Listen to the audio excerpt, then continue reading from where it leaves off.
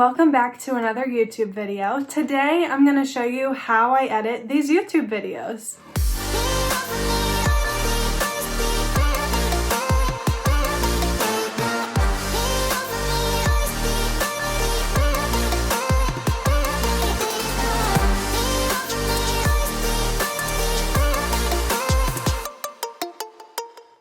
So I've been making YouTube videos since January of 2020, and I just kind of learned on my own from YouTube videos just like this one. For all of 2020, I actually used iMovie to edit my videos. In December, I upgraded to Final Cut Pro. So this video is going to be a very basic tutorial of Final Cut Pro. I don't consider myself an advanced editor at all. So I took some screen recordings while I was editing my How I Budget video. So I'm going to show you that right here. So I have a YouTube videos library, and then within the library I have a whole bunch of different events. So I have a different event for each YouTube video that I have, because a lot of times I take the YouTube video and make it into a short TikTok to promo the video. So what I do is I create a new event, I title it the date that the video is actually going to go live. So this video went live on February 7th. And then I make sure to have this checkbox checked to create a new project, because I'm going to create a project for the YouTube video itself. Rename the project 27 YouTube, because again, I'm probably going to make another project within this event called 27 TikTok. So then I go into my downloads and I pull up the video clips that I had recorded. So for this one, I have a talking head here. I have two different talking heads actually that I put onto the timeline here. So I just drag and drop it into the timeline. My first move usually is color correction and audio correction. I kind of don't know what I'm doing, and I'm kind of just playing around with the colors. Some people like it to be more of a warmer tone. I personally like cooler tones. So basically I just mess around with the exposure and saturation levels. These color wheels, I have absolutely no idea what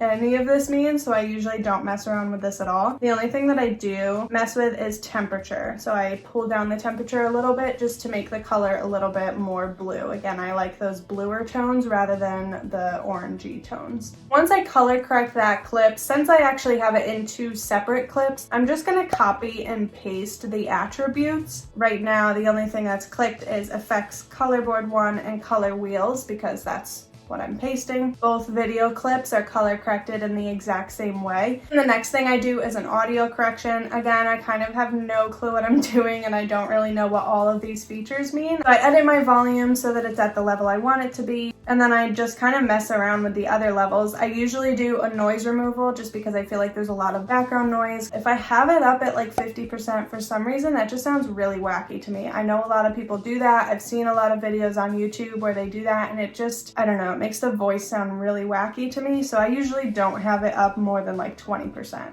But once I get it to the place where I want it to be, I copy the first clip and then paste the attributes on the second one the same way. This time though, I'll want to make sure that the color correction is unchecked, because otherwise it's going to add a whole nother color correction and it'll look really wacky. Once I have the color correction and audio correction done throughout the whole talking head part, I go through the whole video and cut out honestly most of it. I mean, if you look at this on the timeline, it says this is 31 minutes of a video, and this video ended up being like around 12 minutes. So I cut out a lot. I like a really quick pace to my video, so I usually cut out all of my breaths and long pauses. I really want the video to go really quickly, especially these informative sit-down type videos. To do that, I kind of just listen through, but I also watch these audio waves at the bottom to see where there's obvious pauses. Anywhere that it's just completely flatline, then I know I'm not talking, and I can just cut all that out. A lot of times I'll like fumble on my words and start again, so I cut out all of those mistakes and everything so that when you're listening through to the whole talking head, it's cohesive and it sounds good. And then usually my next step after it's all broken down like this is to put in my intro clip and my outro clip, just again so that the flow of the video is good. My intro and outro clips are actually already done, so I just have to pull it into the timeline. See, I have it saved on my desktop and I just pull it into place and then adjust the audio levels. Then I work through all of my tags that I put on there. The first tag here signified that I wanted to put a thumbnail of a previous video on there. So I just go to Canva. I actually have all my thumbnails saved in a file on Canva. I use Canva for like probably 95% of my graphics. I just think Canva is really user-friendly. It's super easy to use, and there's really a lot that you can do with Canva, and I have Canva Premium so that I can download a transparent image, which is just a game changer. I'm also very precise about keeping things like right on the beat of when I say it. When I say a word, I want the image that corresponds to that word to come right at the same time. Some of my graphics I have saved from week to week, so you'll notice like my comment down below graphic is the same every week. Those again are graphics that I made on Canva, and I save them on an SD card so that I can use them week to week. For this one, I wanted to have a little icon that says Google Sheets up in the corner of the video. So that was just an icon that I created in Canva and then moved it up to the corner where I wanted it to be in the video and downloaded it as a transparent background image. And now for my screen recordings. This video was honestly a beast to edit because I had so many screen recordings and I had to match them up perfectly. Again, I'm a perfectionist when it comes to this. So I have all these random screen recordings from me showing my budget. So I cut all these clips down and put them along with the words that made sense. I put it in the corner, just like I have this screen recording in the corner. Originally, this came up as a full screen on top of my talking head piece, but I didn't want it to take up the whole screen. So I used the transform tool to shrink it a little bit smaller. And then I actually used the crop tool to crop part of it out that was just wasted space. And then once I cropped it, I used transform again to move it up to the corner and position it so that it wasn't blocking my face, but it was also taking up as much of the screen as possible. And I moved my talking head a little bit too. Even though I positioned myself to the side like I did for this video, I made my talking head a little bit bigger and moved it over to the side a little more, again, just to make the most use of the video space that I have. Once I got that into the position that I liked, I actually had to copy this one little clip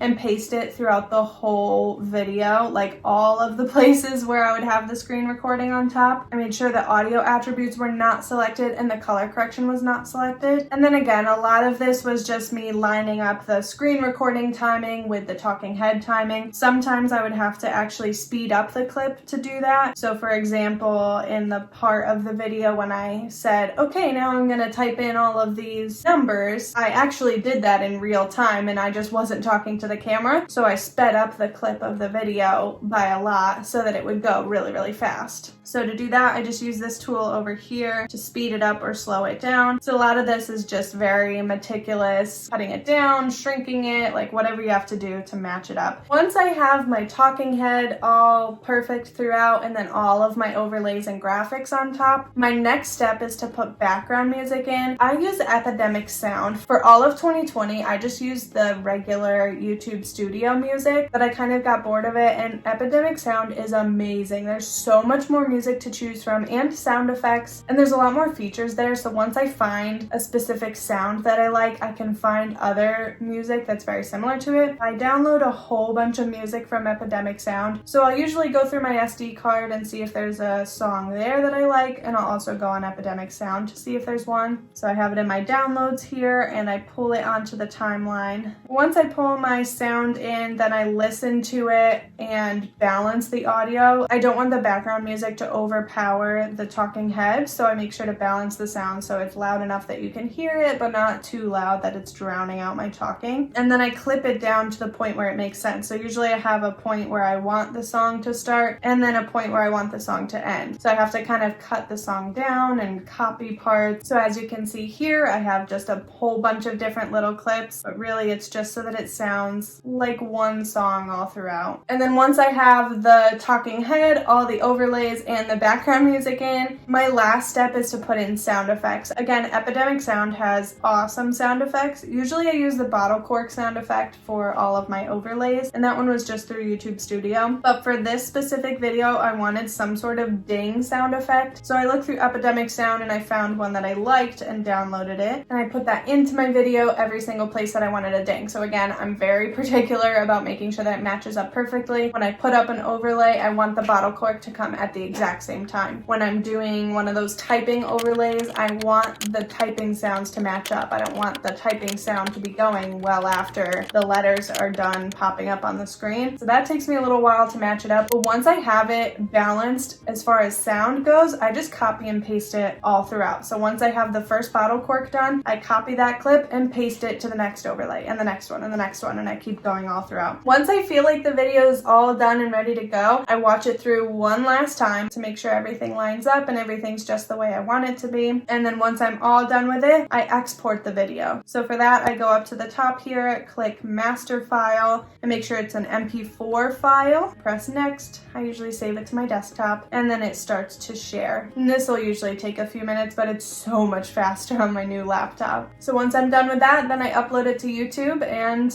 it's ready to go.